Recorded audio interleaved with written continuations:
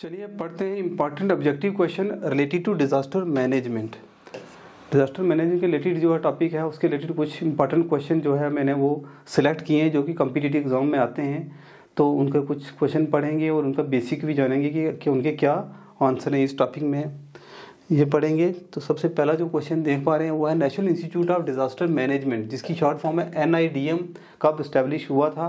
तो वो हुआ था 14 अगस्त 2004 में। तो इंडियन होम मिनिस्टर ने ये NIDM को ओपन किया था on 14 अगस्त 2004 में। NIDM जो इंस्टीट्यूट है ये ऑफर करता है ट्रेनिंग और डेवलपमेंट प्रोग्राम्स जो कि डील करते हैं नेचुरल और आर्टिफिशियल जो कैटास्ट्रॉफ आते हैं इंडिया में, उनको डील करता है। तो चाहे वो नेशनल लेवल के हों या रीजनल लेवल के हों, जो कैटास्ट्रॉफ आते हैं उनको डील करने के लिए NIDM हेल्प करता है। इसके अलावा इंडिया में जो बाकी कोई ट्रेजेडी आती है, इसके रिलेटेड गवर्नमेंट ऑफ इंडिया ने क्या किया है, डीम यूनिवर्सिटी को भी इस्टेब्लिश किया है, जो कि क्या करता है, टीचिंग एंड स्टडी प्रोवाइड करती है। और ये डीम यूनिवर्सिटी है आफ्टर द जो डिज़ास्टर मैनेजमेंट एक्ट 2005 में आया था, उसके बाद इसको इस्टेब्लिश किया था। तो 23 दिसंबर 2005 में गवर्नमेंट ऑफ इंडिया ने जो है डिज़ास्टर मैनेजमेंट एक्ट लाया था। और इसी एक्ट में ये डिसाइड किया गया था कि नेशनल डिज़ास्टर मैनेजमेंट अथॉरिटी जो है वो बनाएंगे। तो इसमें कौन कौन हेड होता है, बॉडी में क्या होता है नेशनल डिज़ास्टर मैनेजमेंट अथॉरिटी? तो नेशनल डिज़ास्टर मैनेजमेंट अथॉरिटी, जिसको शॉर्ट फॉर्म में NDMA जो है, ये apex disaster management statutory authority होती है। स्टैच्यूटरी अथॉरिटी वो होती है जो कि अंडर लॉ काम करती है, तो कॉन्स्टिट्यूशनल बॉडी होती है। तो नेशनल डिज़ास्टर मैनेजमेंट अथॉरिटी जो है NDMA जो है वो इस्टेब्लिश की गई थी, जो इसको फॉर्मली इस्टेब्लिश हुई थी ऑन 27 सितंबर 2006। ये डेट है जब ये इस्टेब्लिश की गई थी। और किसके अंडर की गई थी? Under the disaster management act of 2005 में जो डिसाइड किया गया था उसके अंडर ये की गई थी। और इसके चेयरमैन जो होते हैं वो प्राइम मिनिस्टर होते हैं और 9 अदर मेंबर्स होते हैं NDMA में। इसका गोल ये है कि जो कोऑर्डिनेट करना है, जो कैटास्ट्रॉफ आते हैं, चाहे वो नेचुरल हो या मैन मेड हो, जिस तरह के भी, तो उनको डील करने के लिए जो है ये उनको कोऑर्डिनेट करने के लिए इसका जो है मेन गोल है कि नेचुरल हो आर्टिफिशियल, उनको डील करने के लिए ये NDMA जो है बनाई गई थी ये बॉडी। तो इसके अलावा जो नेक्स्ट क्वेश्चन है कि NIDM जो हमने पहले ही पढ़ा, national institute of disaster management जो इंस्टीट्यूट है वो कहाँ पर सिचुएटेड है? तो आंसर क्वेश्चन आ जाता है कभी। तो ये है न्यू दिल्ली में जो है ये इस्टेब्लिश है, सिचुएटेड है। तो न्यू दिल्ली क्या है, वो इंडिया की कैपिटल है। और इसमें NIDM जो है वो प्रेजेंट है। और इसकी अब्रीविएशन क्या है? National institute of disaster management. तो ये क्या करती है, ये responsible for handling the managing of natural and artificial disaster जो इंडिया में आते हैं उनको मैनेज करने के लिए ये जो है इंस्टीट्यूट बनाया गया था। नेक्स्ट क्वेश्चन क्या है कि कौन से कॉमन फैक्टर हैं जो वाइल्ड फायर, जो जंगल में जो फॉरेस्ट फायर लगती है उसके रिलेटेड कौन से कॉमन फैक्टर हैं? खासकर इस क्वेश्चन में जो है वो है नेचुरल कॉज कौन कौन से हैं। तो वॉल्केनिक एरप्शन होता है, जब ज्वालामुखी आती है तो आग की लपटें निकलती हैं, तो वहाँ से भी जो है वो अगर फॉरेस्ट एरिया है तो आग लगने का चांस रहते हैं वाइल्ड में। तो volcanic eruption is one of the reason. El Nino ऐसा फिनोमेना एक होता है जो हर 4 साल बाद लगभग जो है वो पैसिफिक ओशन में आता है। खासकर जो साउदर्न अमेरिका के जो चील और पेरू हैं वहाँ पर इफेक्ट पड़ता है इसका, काफ़ी ज़्यादा बारिश होती है। और बाकी जो वर्ल्ड के कुछ देश हैं जैसे एशियन कंट्रीज़ वगैरह भी, तो यहाँ पर जो है इसका इफेक्ट ये पड़ता है कि यहाँ बारिश कम होती है और सूखा भी पड़ता है। तो जिस एरिया में सूखा पड़ता है, जो ड्राउट कंडीशन होती है, वहाँ पर जो है आग लगने का ज़्यादा चांस है। तो इस वजह से एल नीनो इफेक्ट करता है आग लगने पर। तो ये भी राइट आंसर है ऑब्जेक्टिव में अगर आता है तो। इसके अलावा वॉल्केनिक, लाइटनिंग, थंडरिंग जो है ये कारण होते हैं जो नेचुरल काज हैं आग लगने की। आर्टिफिशियल तो होते हैं कि जैसे कोई पावर लाइन जा रही है उसकी वजह से भी हो सकता है बारिश, कोई स्मोकिंग कर रहा है उसकी वजह से हो सकता है, किसी जंगल में आग लगाई है चाहे पानी गर्म करने के लिए या खाना बनाने के लिए, उसकी वजह से भी जो है वो आग लग सकती है। जो कुछ लोग जो डेलिबरेटली भी लगाते हैं तो वो भी फॉरेस्ट फायर का कारण हो सकता है। तो ये ऑब्जेक्टिव में अगर आते हैं तो ये राइट आंसर हो गया। और ये तो नेचुरल काज हैं आग लगने के, फॉरेस्ट फायर के। तो जब फॉरेस्ट फायर होती है तो फिर वो क्या करती है, हैबिटेट लॉस करती है, प्लांट्स पर एनिमल इफेक्ट पड़ता है। तो एक्सट्रीम अगर हाई जो टेम्परेचर होता है वो भी एक कारण होता है वहाँ आग लगने का, ज़्यादा चांस रहते हैं ड्राई सीजन में। उसके बाद जो नेक्स्ट क्वेश्चन है वो है कि India's total cyclone prone area, जहाँ साइक्लोन आते हैं इंडिया में, और कितना परसेंट टोटल एरिया कितने परसेंट है, तो वो है 8% लगभग। और इंडिया में जो है 8% एरिया है, तो कौन कौन से एरिया हैं, खासकर ईस्टर्न कोर्ट में, जो जैसे वेस्ट बे ऑफ बंगाल आ गया, जहाँ अरेबिक सी जो है वेस्टर्न कोर्ट वगैरह में आ गया अरेबिक सी भी, और गुजरात और महाराष्ट्र एरिया जो है यहाँ पर ज़्यादातर साइक्लोन आते रहते हैं, जो कोस्टल एरिया है समुद्र के किनारे। तो इसमें ज़्यादा जो आते हैं, जो वो 80% जो है वो चांस रहता है साइक्लोन का, वो किस साइड, जो ईस्टर्न कोर्ट है, जिसमें जैसे कि उड़ीसा वगैरह हो गया, जहाँ आंध्र प्रदेश वगैरह, जो तमिलनाडु का जो एरिया, उस साइड जो है हम देखते हैं कि ज़्यादा जो है साइक्लोन आते हैं। और साइक्लोन के जो है टू प्राइमरी सीज़न है, एक तो मई से जून के बीच में आते हैं, और मिड सितंबर टू दिसंबर तक जो है ये आते हैं। नेक्स्ट क्वेश्चन है कि कौन सा मेथड है जिसकी वजह से हम क्या करते हैं, which method is widely use to measure flood variability, flood variability को मेज़र करने के लिए कौन सा है जो है मेथड है, तो उसमें right answer is FFMI। FFMI जो है stand for flash flood magnitude index, इसकी फुल फॉर्म है। ये एक टूल होता है जो डिटरमाइन करता है फ्लड की वेरिएबिलिटी को। तो फ्लैश फ्लड होता क्या है, एक शॉर्ट ड्यूरेशन के लिए जो है एकदम से पानी आता है, हाई डेंस इंटेंसिटी में पानी आ जाता है। ये तब आता है जब प्रेसिपिटेशन, एकदम से कहीं बारिश हो गई या बादल फटा, क्लाउड बस्ट हुआ, तो जो वाटर का लेवल है वो एलिवेटेड हो जाता है फ्यू आवर्स में, कुछ टाइम में जो है तेज़ी से पानी जो है एलिवेटेड हो जाता है, जो रिवर में, नालों में वगैरह पानी एकदम से चढ़ जाता है, तो उसको बोलते हैं फ्लैश फ्लड। और ये कॉमनली होता है हिली एरिया में, माउंटेन्स में, कोस्टल जो लोकेशंस हैं वहाँ ज़्यादा होता है। तो जो फ्लैश मैग्नीट्यूड इंडेक्स है FFMI जो है वो रिकॉर्ड करता है कि कितने वॉल्यूम ऑफ वाटर जो है वो राइज किया है फ्लड में, इस तरीके से। और ये मैथमेटिकल टूल है जो कंपेयर करता है frequency of flash flood across time, जो है ये कंपेयर जो है करता है। नेक्स्ट क्वेश्चन है कि कितने स्टेप्स होते हैं डिजास्टर रिकवरी प्रोसेस में, how many steps are there in the disaster recovery process, या जो डिजास्टर मैनेजमेंट साइकिल होती है उसमें मेन कितने स्टेप्स होते हैं, तो इसमें राइट आंसर इज़ 5। तो इसमें कौन कौन से, एक प्लानिंग, पहले हम प्लानिंग करते हैं कि अगर डिजास्टर आएगा तो क्या क्या करना है हमें, और प्रिवेंशन करने की कोशिश करते हैं उसको कि ना प्रॉब्लम ना डिजास्टर हो भी, तब भी उसको प्रिवेंट किया जाए, उसकी जो लॉसेज हैं उनको। फिर हमें तैयार रहना होता है, जब आएगा तो इम्पैक्ट पड़ेगा तो स्टेज जो होती है। फिर रिएक्शंस, जब आ गया तो क्या क्या रिएक्शंस होंगी हमारी, और फिर उसके बाद क्या क्या, फिर जब लॉस हो गया तो क्या क्या रिकवरीज होती हैं। तो ये कुछ जो है 5 स्टेजेस होती हैं जो कि होती हैं डिज़ास्टर मैनेजमेंट साइकिल में। तो डिज़ास्टर रिकवरी प्रोसेस में कौन कितनी स्टेजेस होती हैं, 5 स्टेजेस होती हैं। This is the right answer. Next question है कि जो सुनामी है उसको डिटेक्ट करने के लिए कोस्ट पे जो है कोस्टल टाइड गॉज लगाया जाता है, तो कितने किलोमीटर अंदर लगाया जाता है समुद्र में। जैसे कि ये लैंड एरिया है और ये ओशन है, ये वाला, तो लगभग लैंड से 50 किलोमीटर अंदर ओशन में जाकर क्या करते हैं हम, कोस्टल जो ये टाइडल गॉज है वो लगाया जाता है, इंस्टॉल किया जाता है सुनामी को डिटेक्ट करने के लिए। तो tsunamis are detected by closer to the coastal line using coastal tidal gauges. तो ये 50 किलोमीटर होता है कोस्ट से दूर, जैसे हमने पढ़ा समुद्र के बीच में। तो जो कि क्या करता है, कैलकुलेट करता है जो टाइड्स होती हैं उनको, उनका सुनामी के मैग्नीट्यूड को। तो ये डाटा जो होता है उसको ट्रांसमिट करता है थ्रू केबल्स, और टाइमली जो है वार्निंग इशू करने में मदद करता है। तो अराउंड 1851 में जोसेफ सेक्सटॉन ने जो है ये इन्वेंट किया था, ये कोस्टल टाइडल गॉज, जो कि यूनाइटेड स्टेट में। तो ये 1851 में जो है ये डिस्कवर हुआ था, और तब से चल रहा है। और सुनामी को डिटेक्ट करने के लिए इम्पॉर्टेंट जो टूल है यूज़ किया जाता है। नेक्स्ट है कि what the location of the international Tsunami Information centre. तो इंटरनेशनल सुनामी, यहाँ नेशन की बात नहीं हो रही, इंडिया की नहीं बात हो रही, जब इंटरनेशनल की बात हो रही है कि सुनामी इंफॉर्मेशन सेंटर जो इंटरनेशनल में है वो कहाँ पर है, तो उसका राइट आंसर है होनोलुलु। जो International Tsunami Information centre is located in Honolulu, जो कि यूएसए में है, और ये इस्टेब्लिश हुआ था in year 1965 by inter governmental oceanographic commission, IOC ने इसको इस्टेब्लिश किया था, ये इसको इंटरनेशनल सुनामी इंफॉर्मेशन सेंटर को। और ये किसका हिस्सा है, ये यूनेस्को का हिस्सा है IOC।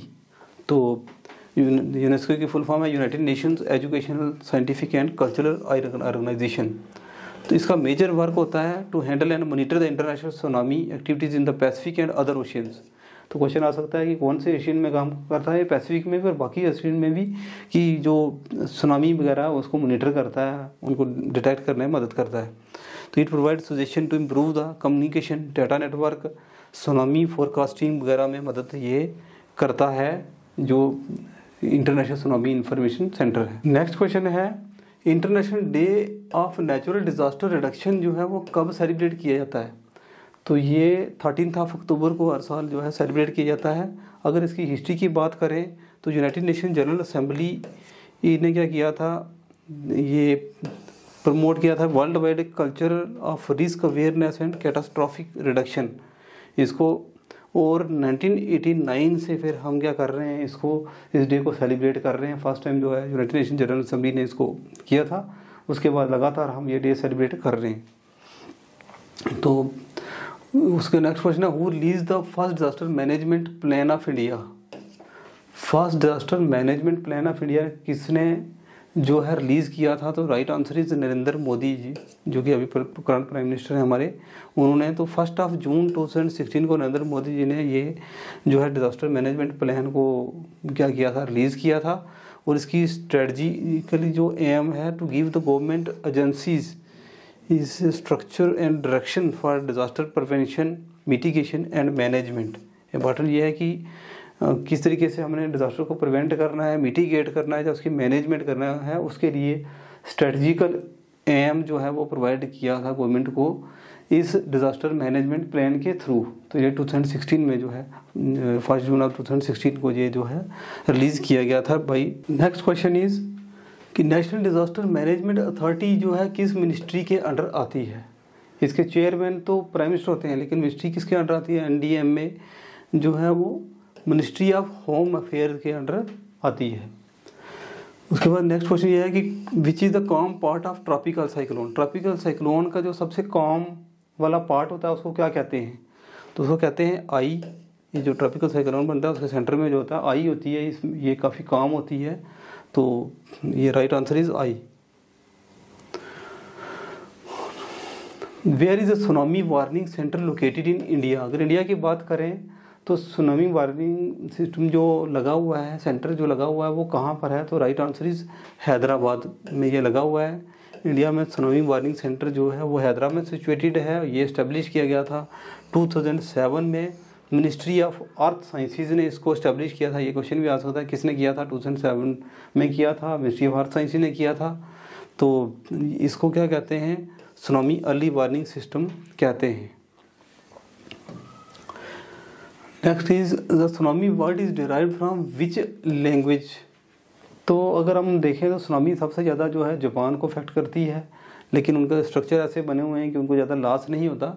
लेकिन जापान क्योंकि पैसिफिक ओशन में है और वहाँ पर जो है रिंग ऑफ फायर भी है और साथ ही साथ में बहुत ज़्यादा वो प्लेट बाउंड्री के ऊपर है, तो उस वजह से जापान में ज़्यादा आता है। तो ये जापानी वर्ड है सुनामी जहाँ पर। Next question is according to Indian meteorological department, IMD की बात करें तो सुपर साइक्लोन क्या होता है, उसकी क्या करैक्टरिस्टिक्स हैं। तो जब विंड स्पीड 220 किलोमीटर से अबव हो तो उस कंडीशन को बोलते हैं super cyclone. According to IMD की अगर सोचते हैं तो सुपर साइक्लोन क्या चीज़ है, जब विंड स्पीड क्या होती है 220 किलोमीटर से ज़्यादा होती है तो उसको हम टर्म देते हैं सुपर साइक्लोन। नेक्स्ट क्वेश्चन क्या है कि फ्लो ऑफ वॉल्केनिक मड को हम क्या कहते हैं, क्या टर्म देते हैं, तो उसको क्योंकि हमने जब वॉल्केनो पढ़ते हैं तो उसमें मैग्मा भी पढ़ते हैं, तो उसमें लावा भी पढ़ते हैं। तो जब वॉल्केनिक मड का जो फ्लो होता है उसको हम टर्म देते हैं लहर। तो होता है राइट आंसर इज लहर। ये हम पिक्चर में देख पा रहे हैं कि जब ये वॉल्केनिक मड चलता है जिधर जिधर जाता है तो वहाँ का जो सिस्टम है उसको डिस्ट्रक्शन करता है, चाहे वो वेजिटेशन वगैरह को डिस्ट्रॉय कर देता है, और इस तरीके से ये लहर को हम देख पा रहे हैं पिक्चर में। Next question is the extreme risk zone during a volcanic eruption.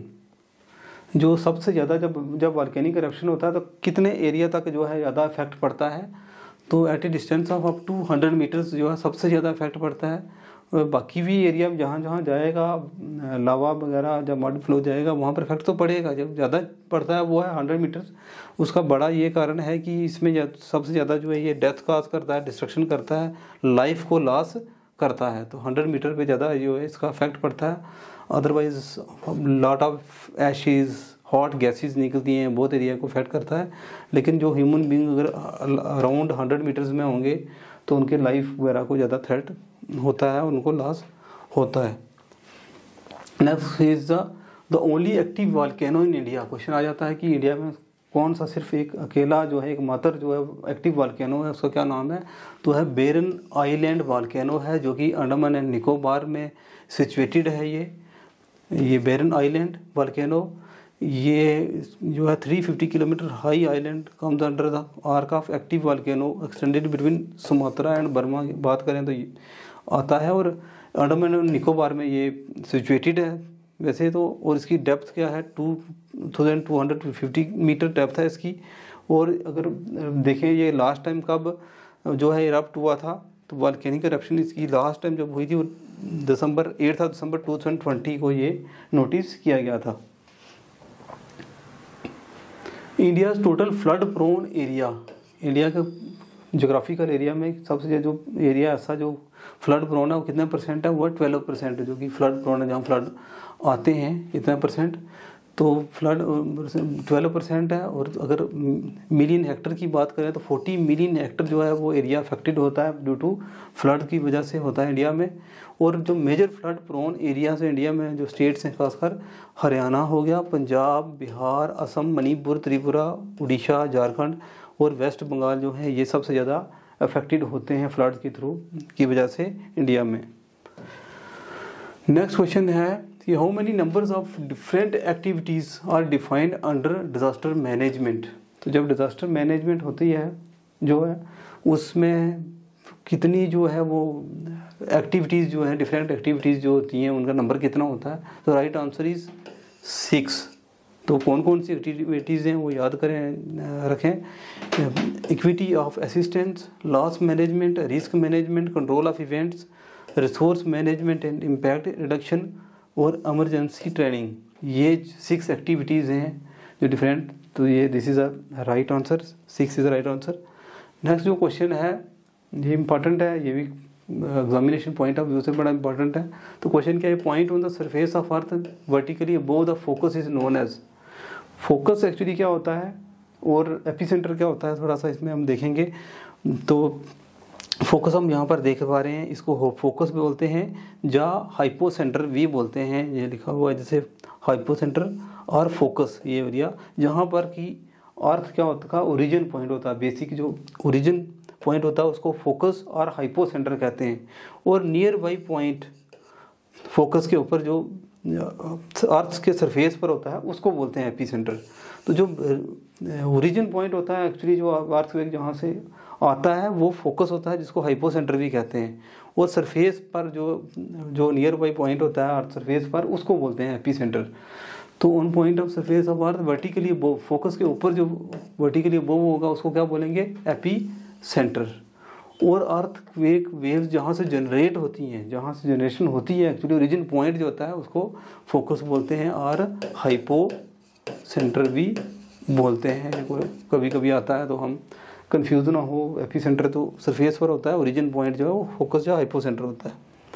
Next question है कौन सा डिज़ास्टर है जो प्रोमिनेंट है इंडिया में सबसे ज़्यादा और सबसे ज़्यादा लॉस करता है? तो हर साल जो सबसे ज़्यादा लॉस करता है प्रोमिनेंट है वो फ्लड्स होते हैं जो इंडिया में आते हैं, क्योंकि मानसून इंडिया में हर साल आता है और ज़्यादा बारिशें होती हैं और इसके अलावा वेस्टर्न डिस्टर्बेंस भी आता है। तो फ्लड जो हैं वो अक्सर आते हैं इंडिया में और इफेक्ट डालते हैं और सबसे ज़्यादा लॉस करते हैं इंडिया में।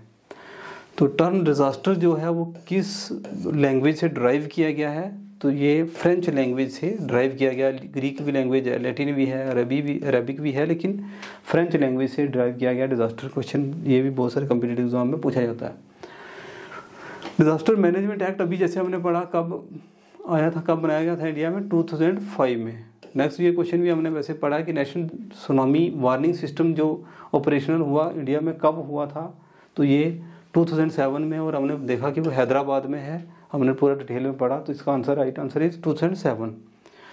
तो उसके नेक्स्ट क्वेश्चन है कितने % ऑफ जो इंडिया का लैंड एरिया है जो कि अर्थक्वेक प्रोन है, जो कि अर्थक्वेक से अफेक्टेड हो सकता है इंडिया का एरिया, क्योंकि हम बढ़ते हैं फर्स्ट सेकंड थर्ड जब 4 zone, first zone, second zone, third zone, 4 zone, जब 5 जोन होते हैं अर्थक्वेक के, जो कि जब हमने टॉपिक पढ़ा हुआ उसमें पढ़ा हुआ है, तो उस हिसाब से इंडिया के कितना % जोग्राफिकल एरिया जो कि अर्थक्वेक से अफेक्टेड हो है, तो उसमें है 59% एरिया जो है वो ये अर्थक्वेक प्रोन एरिया है। नेक्स्ट क्वेश्चन है कि कितना इंडिया का कोस्टल लाइन है जो कि वल्नरेबल टू डिजास्टर।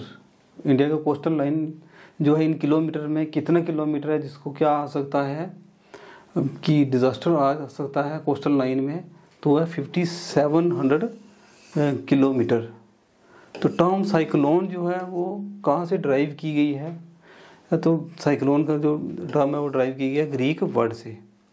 तो next question is tsunami wave जो है वो जनरेट होती है किस वजह से, सुनामी कहाँ कहाँ से आती है, जब हमने सुनामी का टॉपिक पढ़ा तभी पढ़ा था। तो अर्थक्वेक की वजह से भी हो सकती है, अगर वॉल्केनिक इरप्शन होता है सी में, ओशन में, तो वहाँ से भी सुनामी की वेव्स जनरेट हो सकती हैं जो कि लॉन्गर वेव होती हैं, वो सुनामी करती हैं। इसके अलावा अंडर वाटर जो लैंडस्लाइड होता है वो भी वन ऑफ द रीज़न होता है सुनामी का। इसके अलावा हमने पढ़ा कि अगर वो बाहर से कोई मेटियोर आता है और गिरता है तो वो भी एक कारण बन सकता है। तो इसमें जो 3 दिए हुए हैं ये सब के सब रीज़न हैं कि सुनामी आने के। तो राइट आंसर जो है डी। जब मैग्मा अर्थ सरफेस पर आता है तो उसको क्या कहते हैं, तब उसको कहते हैं लावा। जब तक वो अंदर रहता है तो उसको मैग्मा कहते हैं, जैसे बाहर अर्थ सरफेस पर आता है तो उसको बोलते हैं हम लावा। मॉक ड्रिल जो एक्सरसाइज होती है जो कि अवेयरनेस करने के लिए कंडक्ट कराई जाती है, तो वो क्वेश्चन है कि वो स्टेट लेवल के लिए होती है, डिस्ट्रिक्ट लेवल के लिए, या ग्राम पंचायत या विलेज लेवल के लिए। तो मॉक ड्रिल जो हर जगह के लेवल के लिए कराई जाती है, तो all of the above is the answer. Next question है जो कि अपर कप शेप या सॉसर शेप या बाउल शेप जो डिप्रेशन होती है वॉल्केनो के ऊपर टॉप पर, उसको हम क्या कहते हैं, तो उसको बोलते हैं क्रेटर। जब वॉल्केनो होती है ऐसे करके, तो जो ऐसे कप शेप गोल शेप बनता है बाउल शेप, तो वो क्या होता है उसको बोलते हैं फिर हम क्रेटर बोलते हैं। और कभी कभी हम कंफ्यूज हो जाते हैं कि वेंट क्या है क्रेटर क्या है, तो कंफ्यूज नहीं होता, अगर पिक्चर में हम इसको क्लियर कर लेंगे। तो narrow opening of volcano is called, जो नैरो ओपनिंग होती है ऐसे बॉल शेप नहीं होगा सीधा ही होगा, तो उसको हम बोलते हैं इस ओपनिंग को वेंट। नैरो ओपनिंग जो वॉल्केनो की होती है उसको क्या कहा जाता है, went is the right answer. इस पिक्चर में हम इमेज में हम देख पा रहे हैं कि ये तो मैग्मा चैम्बर है जहाँ से नीचे से मैग्मा आता है। ये जो होती है जहाँ से मैग्मा कनेक्टिंग लिंक है बीच में ऊपर तक जो ओपनिंग तक, उसको बोलते हैं वॉल्केनिक पाइप। और ये ओपनिंग जो सिंपल ओपनिंग होती है जो किसी भी वॉल्केनो की, उसको बोला जाता है वेंट। लेकिन कई बार क्या होता है कि ऐसे बाउल शेप बन जाती है, इस तरह की शेप बनती है वॉल्केनो में, तो उसको बोला जाता है क्रेटर। बॉल सॉसर शेप हो गई जो, उसको फिर क्या नाम देते हैं क्रेटर। जो सिंपल ओपनिंग होती है वो क्या होती है वेंट। जैसे कि हमने पीछे क्वेश्चन में यहाँ पर देखा भी कि ऊपर जो कप या सॉसर शेप होगा तो क्रेटर, और सिंपल जो नैरो ओपनिंग है उसको बोलते हैं वेंट। तो ये कन्फ्यूज़न हो जाती है कई बार। और एक चीज़ जो है, जब तक ये जो मटेरियल है गैसीज मोल्टन मटेरियल जब तक अंदर रहेगा वॉल्केनो के, तो उसको बोलेंगे मैग्मा। ये मैग्मा और लावा में भी वो रहता है, लेकिन ये अंदर रहेगा the hot material molten material, उसको मैग्मा बोलेंगे। और जैसे ही वो सरफेस पर आएगा कूल हो जाता है, उसको बोलते हैं हम लावा। ये लावा फिर इसको बोलते हैं लावा। नेक्स्ट क्वेश्चन है कि ये भी बहुत इंपॉर्टेंट है, ये आता है कि रिंग ऑफ फायर जो है कहाँ होती है। सिंपली रिंग ऑफ फायर भी होता है, तो ये पैसिफिक ओशन में बनती है।